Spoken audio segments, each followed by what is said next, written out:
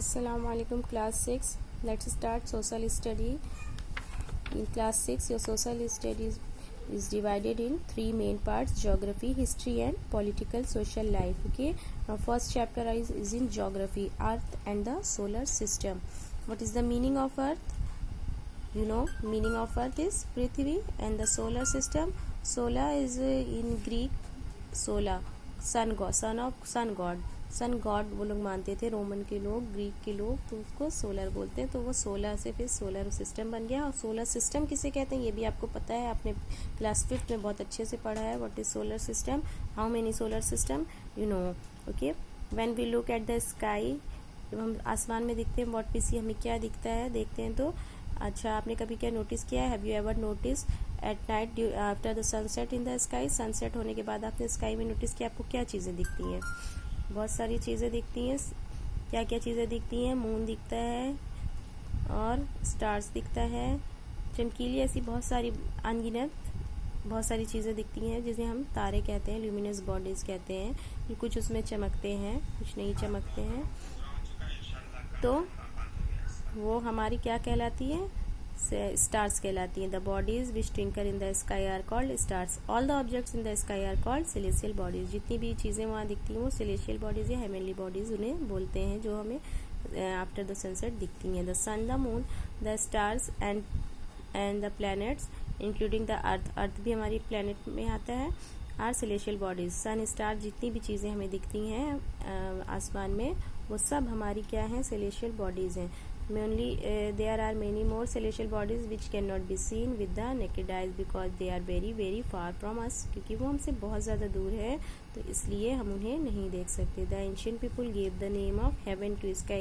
जो ancient, जो हमारे पूर्वज थे, वो उन्हें क्या बोलते थे? हेवन बोलते थे। हेवन है स्काई के। The different object like moon, star, asteroid, comets etcetera, धूमकेतु और ग्रह, उपग्रह, सब कुछ दिखता था। Okay, now do you know first you read this, why do stars twinkle, चमकते क्यों हैं तारे? क्वेश्चन बनता है ना, क्यों चमकते हैं भाई? Stars appear as tiny dots, कैसे दिखते हैं? एकदम छोटे छोटे डॉट्स की तरह दिखते हैं हमें इन द स्काई में। As their light travels through the many layers, क्योंकि उनकी लाइट्स जो है वो बहुत सारी लेयर्स से होकर पास आउट होती है। द अर्थ एटमॉस्फेयर, अर्थ के एटमॉस्फेयर से उसमें बहुत सारी लाइट्स पास है। अर्थ हमारा बहुत दूर है, बहुत सारी लेयर्स उनके ऊपर से पास आउट होती है। The light of the star is bent, और वो हमें जब भी वो झुकती हैं वो लाइट हमारी तरफ, तो हमें ऐसा क्या लगता है, और रैंडम डायरेक्शन की तरफ वो झुकती हैं, किसी एक तरफ की तरफ नहीं। तो वो रैंडम रिफ्रैक्शन जब होता है हमारे अर्थ के ऊपर, तो हमारी आइज़ को ऐसा लगता है, इंटरप्रेट करता है कि एज ये दिस इज ट्विंकलिंग, कि वो चमचमा रहे हैं।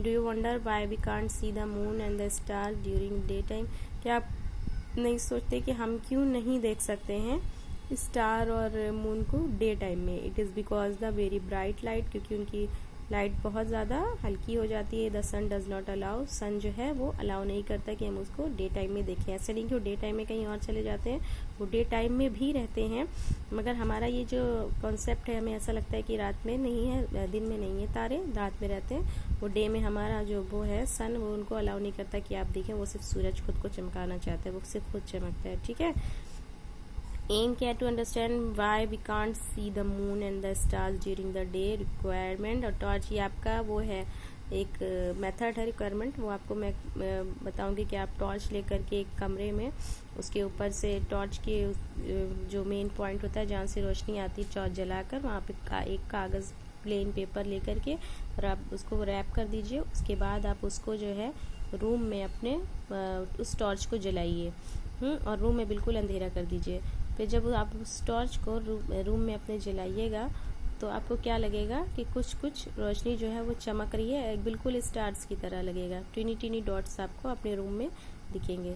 और जब आप उसको रोशनी के साथ जलाइएगा, जब आप लाइट ऑन करके जलाइएगा, तो आपको वो स्टार्स, वो जो डॉट्स हैं वो नहीं दिखेंगे। बिल्कुल इसी तरह सन भी हमें नहीं, सन के सामने वो जो टीनी डॉट्स हैं यानी कि स्टार्स हैं वो नहीं दिखते। Okay, the universe, the celestial bodies are spread over a very vast space. The vast space containing all the celestial body is called the universe. जो भी सेलेशियल बॉडीज़ आती हैं बहुत ज़्यादा स्पेस में बहुत फैली हुई हैं, और इन सब को जितनी भी हमारे उसमें आती हैं स्पेस में और पूरे उसमें, उसको हम वास्ट स्पेस और the celestial bodies is called, जितनी भी सेलेशियल बॉडीज़ हैं वो हमारी यूनिवर्स में आती हैं। उसको हम यूनिवर्स कहते हैं। We will further study in the next video. Okay, thank you.